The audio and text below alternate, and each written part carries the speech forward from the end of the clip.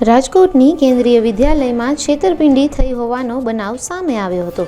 આ છેતરપિંડી કેન્દ્રીય વિદ્યાલયના સિનિયર સેક્રેટરી આસિસ્ટન્ટ દેવેન્દ્ર ગણાત્રાએ કરી હતી, જે મામલે કેન્દ્રીય વિદ્યાલયના પ્રિન્સિપાલે યુનિવર્સિટી પોલીસ મથકમાં ફરિયાદ નોંધાવી હતી। પોલીસ દ્વારા દેવેન્દ્ર ગણાત્રાની ધરપકડ કરવામાં આવી છે અને દેવેન્દ્ર ગણાત્રાને કેન્દ્રીય વિદ્યાલયના બેંક એકાઉન્ટમાંથી પોતાની બેંક એકાઉન્ટમાં રૂપિયા ટ્રાન્સફર કરી છેતરપિંડી આચરી હતી। સમગ્ર મામલે એસીપી રાધિકા ભારૈયાએ વિગતો આપી હતી। યુનિવર્સિટી પોલીસ સ્ટેશનમાં કેન્દ્રીય વિદ્યાલય આવેલી છે। પોલીસ સ્ટેશન વિસ્તારમાં આ કેન્દ્રીય વિદ્યાલયના પ્રિન્સિપલ શ્રી ગંગારામ મીણા એ ગુનો દાખલ કરાવેલો છે। આ ગુનાની હકીકત એવી છે કે કેન્દ્રીય વિદ્યાલયના જ એક સિનિયર સેક્રેટરી આસિસ્ટન્ટ એટલે કે એસએસએ દેવેન્દ્ર ગણાત્રા કે જેઓ એના કેન્દ્રીય વિદ્યાલયના કર્મચારી છે।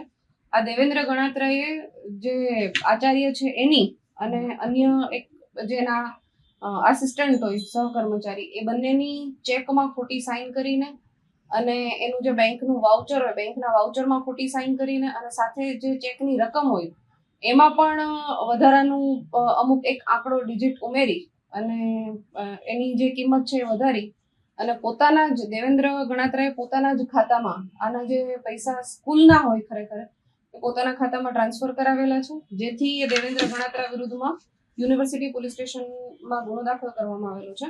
આ કામે દેવેન્દ્ર ગણાત્રાને અરેસ્ટ કરવામાં આવ્યા છે અને એના 3 દિવસના રિમાન્ડ મેળવવામાં આવેલા છે।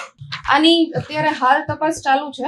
અત્યાર સુધીમાં એણે 11,83,839 જેટલા રૂપિયા છે એ પોતાના ખાતામાં અલગ અલગ રીતે ટ્રાન્સફર કરેલા છે।